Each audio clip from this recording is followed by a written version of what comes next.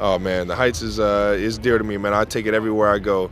I love it, and just to be back in the city is it's always a breath of fresh air, man. So it's definitely cool to be around all the family, and having the All-Star game back here is the coolest thing. It makes all us '90s kids feel like a kid all over again, man. So it's cool. Speaking under '90s, you definitely representing King Griffey Jr. right now.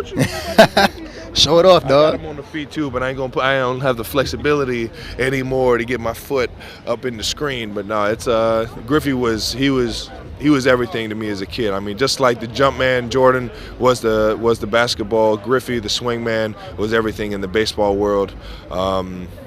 And you know what, the entire '90s Cleveland team that I met doing the celebrity game, that was the coolest experience as well for me. So I'm just, like I said, man, I've just been a little kid running around ecstatic, just trying to embrace every moment that I could. So Definitely a ton of guys out there. What are your earliest memories of baseball growing up? man, my earliest memories. I'll tell you what, man. The earliest memories that I have are all with a lot of my friends that I played Little League with, just laughing in the dugout and stuff like that, but also playing up 2 years with my brother. I think the intimidation factor of playing up 2 years, thinking like, oh, all right, I'm 8 years old and I'm playing with 10-year-old kids. That's such a huge jump when you're a little kid that it makes you feel like you're playing with grown men almost. Right. So those memories of being intimidated and things like that, or almost like frightened or scared, or like, oh man, I really shouldn't be here, but I'm here and I got to deal with it now. My dad threw me in the fire. Those are moments that you grow up and you really learn from, and those are the ones that really stick to you. So I think those memories itself are pretty fun and definitely stick with me.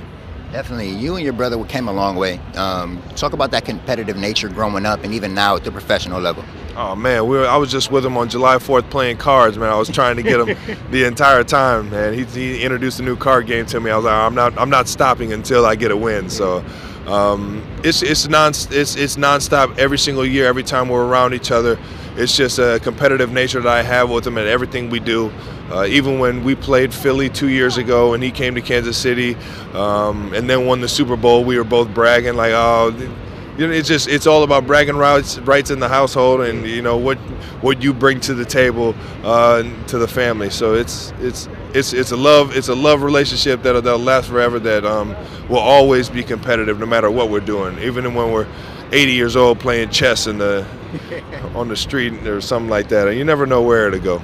We all know what you can do on the football field. Yesterday, you got your shot on the softball field. How do you think that went for you? Man, I felt like it was the worst showmanship that I've performed since being an athlete. No, it was a blast because of the people that I met, like I said earlier, and I don't know if that might have been a distraction to me or whatnot, but I couldn't hit the ball to save my life. So yeah, you know what I mean. It was a little tight up there at the plate in front of the home crowd, but it was so much fun being in front of Cleveland, being in that stadium, in that batter's box, and I wouldn't take it back for anything in the world, man. Definitely, man. The city is going up right now.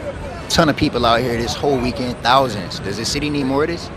Oh man, everything. We're gonna get a little bit more during the basketball season. Yeah. Sure enough, the NBA All-Star is coming to Cleveland sometime soon. Exactly. So it's just awesome to know that, you know what I mean. The city has built itself back up to the point where we're given these opportunities to showcase what we have here in Cleveland, and I couldn't be more happier for all the family that I still have here, for all the friends that I still have here. Just to seeing this city progress and blossom, it's the best feeling ever.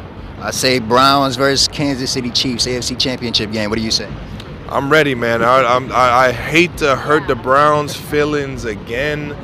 I always dreamed about scoring touchdowns on the dog pound, and when I did it last year, man, it was weird seeing middle fingers from everybody in the crowd, man.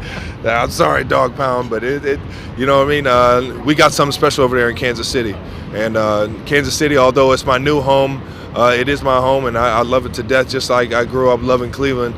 You know what? We're gonna rock and roll this season. We're gonna have some fun, and hopefully it takes us to the promised land. Let's switch it up one more time. I know you're really good friends with Kareem Hunt. A lot of people last week had a little bit of a scare when they figured he got into some trouble last week. Any words and encouragement that you sent to him? Any words that you want to give out to the city to let him know, hey, he's not that type of guy? I'm just gonna keep it private, man. At this point, you just gotta do the right things, and it is what it is. And I'm just gonna go ahead and just keep it moving, man. I wish the best of luck to everybody that's having a hardship in life, and everybody's got to figure it out by doing the right things and doing the right things for a reason. And he's got to find his reason. But outside of that, man, I'm gonna keep it private. Yeah, appreciate you. You know it. Enjoy it. Take it easy, man.